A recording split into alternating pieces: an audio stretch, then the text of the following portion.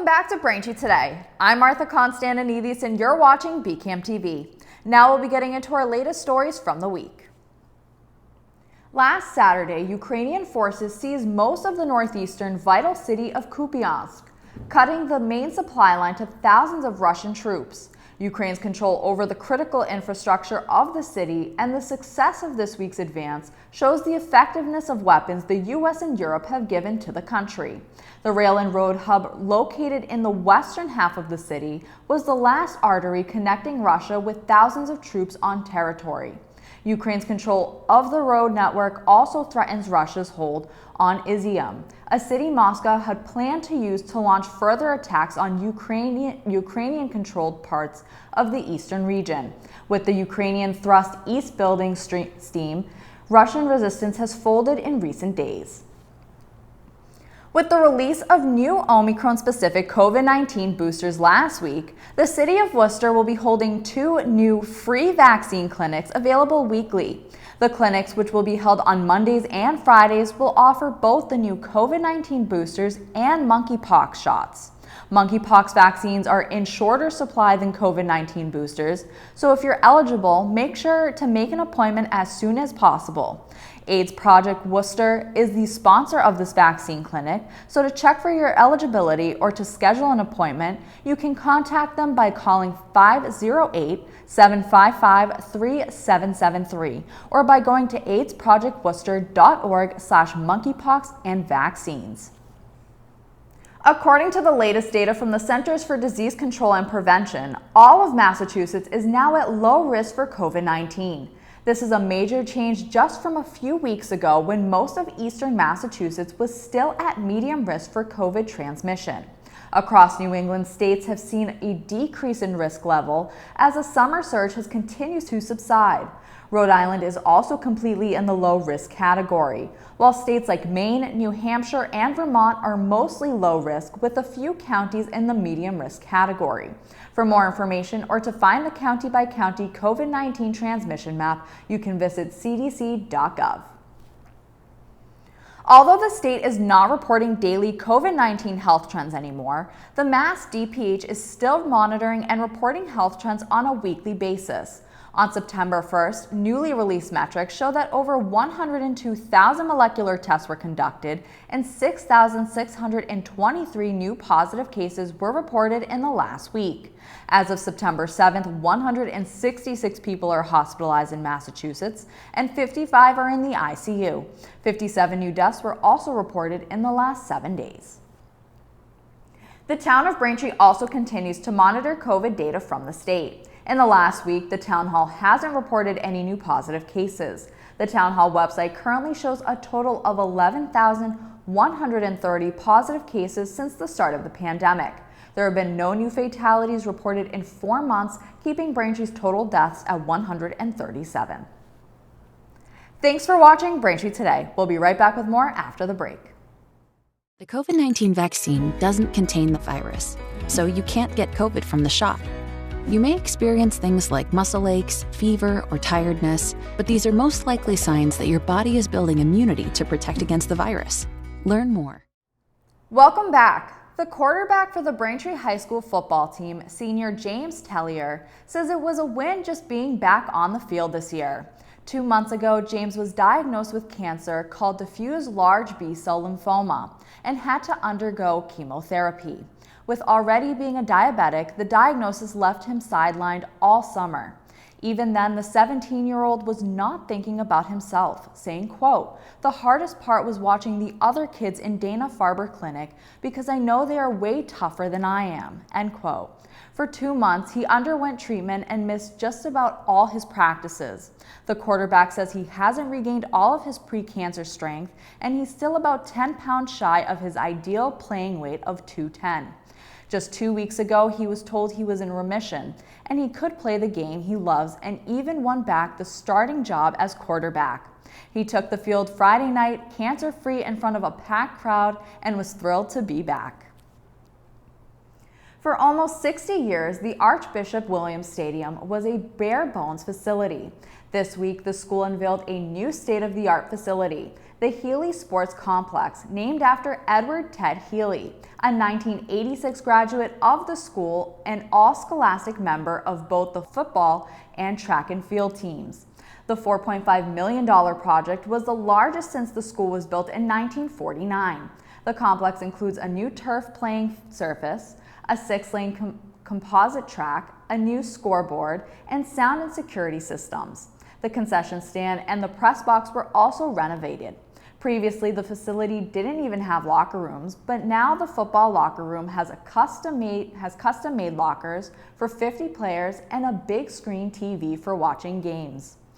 A ribbon-cutting ceremony will be held at halftime of the school's home opening football game against Norwell at 6 p.m. Friday, September 16th. The town of Braintree held its annual September 11th Remembrance Ceremony on Sunday, September 11th at the Braintree Fire Department headquarters. The Remembrance Ceremony included remarks from Assistant Recreation and Community Events Coordinator Chris Griffin, Braintree Mayor Charles Kokoris, Senators John Keenan and Walter Timilty, and other public safety personnel.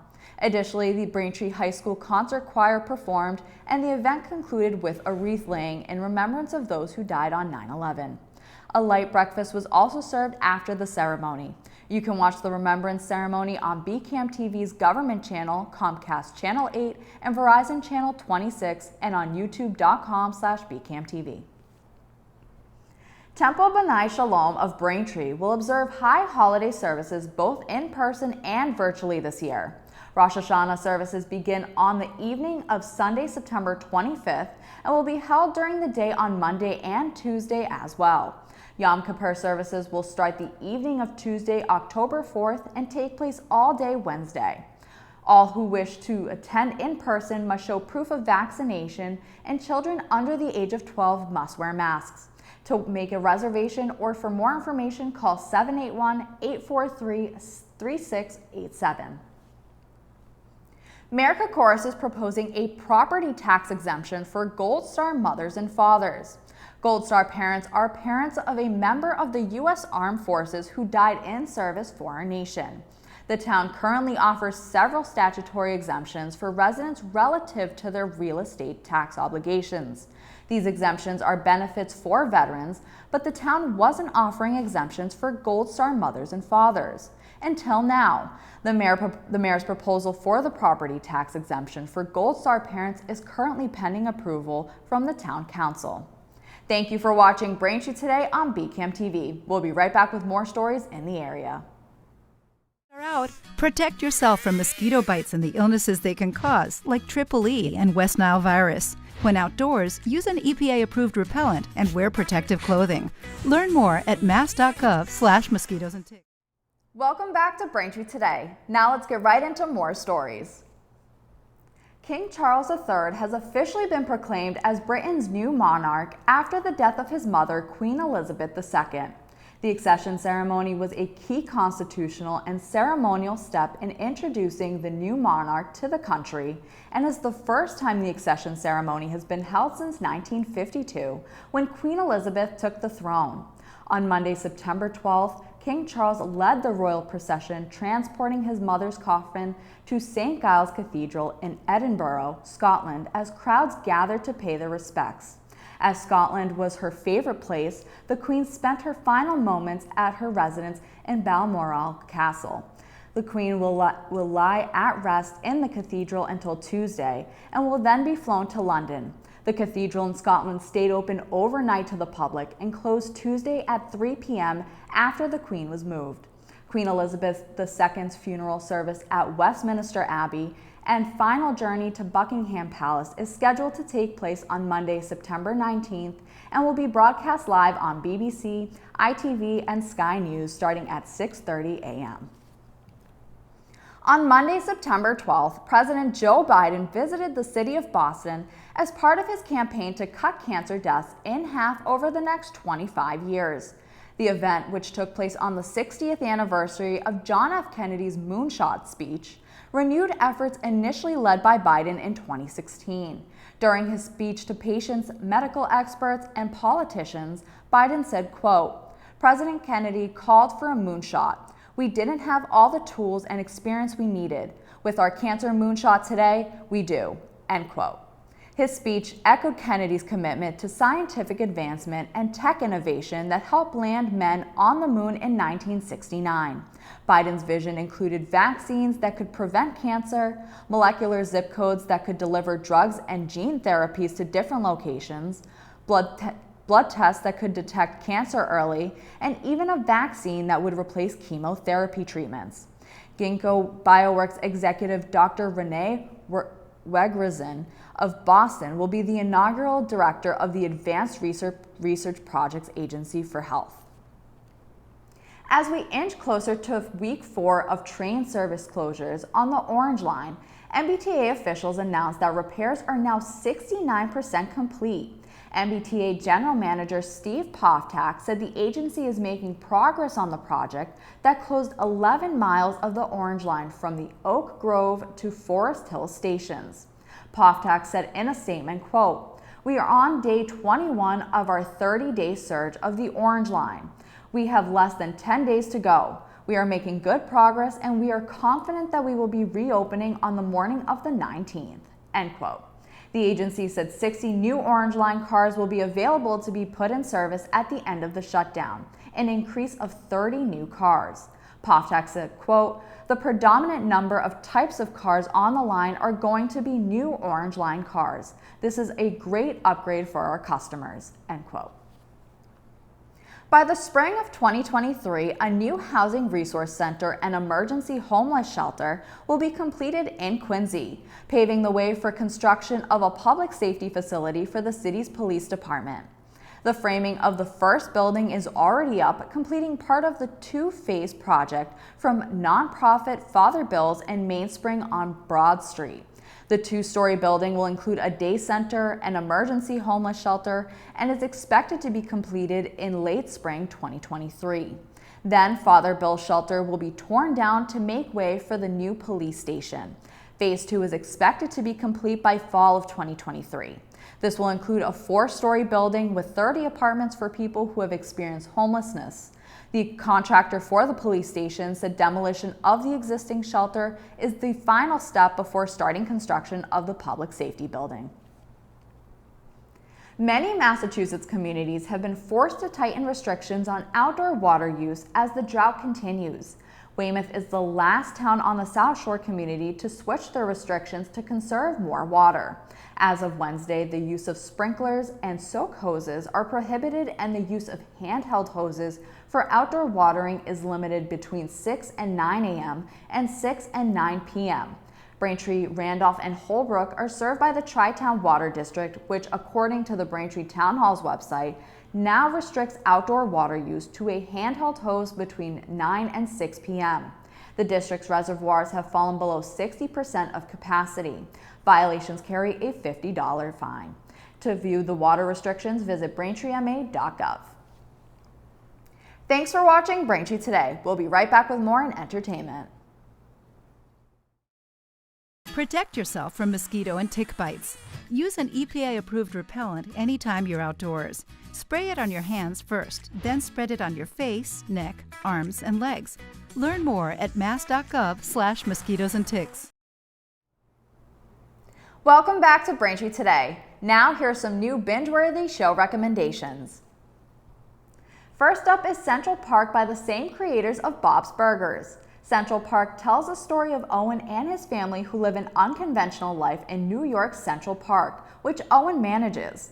Their life changes when an elderly heiress and entrepreneur named Betsy wants to turn the park into more condominiums, shopping stores, and restaurants.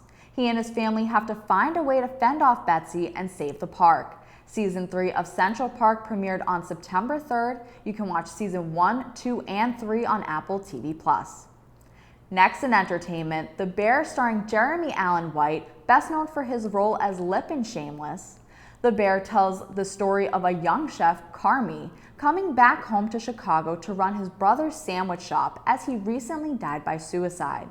Carmi must balance the realities of small business ownership, his stubborn kitchen staff, and his strained familial relationships, all the while dealing with the impact of his brother's death. As Carmy fights to transform both the shop and himself, he works alongside a rough-around-the-edges kitchen crew that ultimately reveals itself as his chosen family. You can watch Season 1 of The Bear on Hulu. And finally, Melissa McCarthy and Ben Falcone are collaborating once again to produce and star in 8-episode series, God's Favorite Idiot. Clark, played by Falcone, is an average, somewhat boring man working as tech support who one day, after getting struck by lightning, finds himself suddenly glowing. His co-worker, Emily, played by McCarthy, and a ragtag group of friends believe that this may somehow be related to God. Their fears are confirmed when an angel tells Clark that he is to be God's messenger and must prevent the apocalypse from happening. You can watch God's Favorite Idiot on Netflix. That'll do it for news today. I'm Martha Konstandinidis, and thank you for watching Braintree Today on BCAM TV. Stay safe, and we'll see you next time.